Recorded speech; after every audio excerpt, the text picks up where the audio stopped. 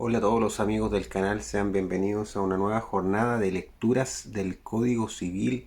En esta oportunidad vamos a comenzar leyendo lo que corresponde al título 19 del libro cuarto, el título de el modo extinguir las obligaciones correspondiente a la pérdida de la cosa que se debe. El artículo 1670 indica de cuándo se extingue la obligación cuando el cuerpo cierto debido perece.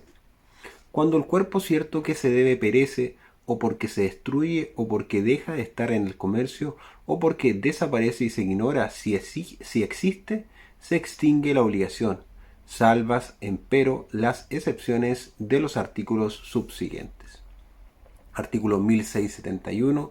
De presumirse que la cosa que perece en poder del deudor lo ha sido por culpa suya.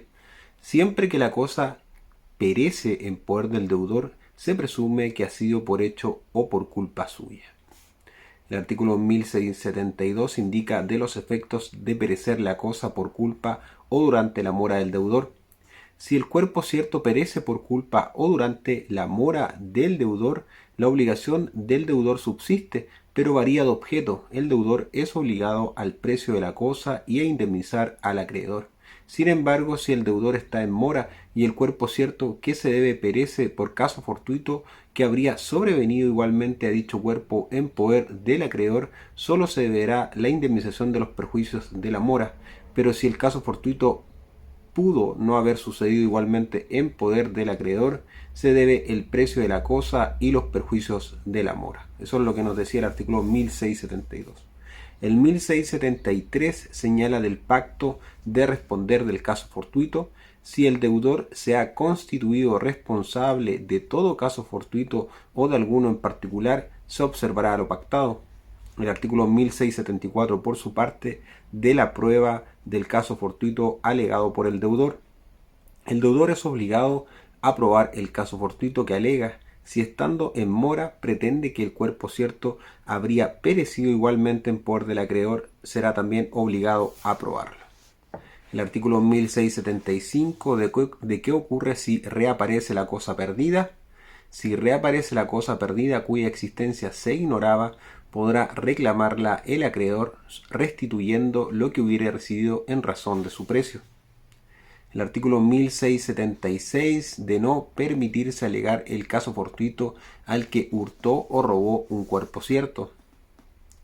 Al que ha hurtado o robado un cuerpo cierto no le será permitido alegar que la cosa ha perecido por caso fortuito, aun de aquellos que habrían producido la destrucción o pérdida del cuerpo cierto en poder del acreedor. De la cesión de derechos o acciones del deudor contra aquellos por cuya culpa ha perecido la cosa, el artículo 1677, aunque por haber perecido la cosa se extinga la obligación del deudor, podrá exigir el acreedor que se le cedan los derechos o acciones que tenga el deudor contra aquellos por cuyo hecho o culpa haya perecido la cosa. De la destrucción voluntaria de la cosa por quien sin culpa ignoraba la obligación, el artículo 1678, si la cosa debida se destruye por un hecho voluntario del deudor que inculpablemente ignoraba la obligación, se deberá solamente el precio sin otra indemnización de perjuicios. ¿De qué comprenda el hecho o culpa del deudor? El artículo 1679. El hecho o culpa del deudor se comprende el hecho o culpa de las personas por quienes fuere responsable. El último artículo de este título, el 1680, de la destrucción de la cosa cuando el deudor la ha ofrecido al acreedor. La destrucción de la cosa en poder del deudor después que ha sido ofrecida al acreedor y durante el retardo de éste en recibirla no hace responsable al deudor sino por culpa grave o dolo. Con eso terminamos el título 19 de la pérdida de la cosa que se debe.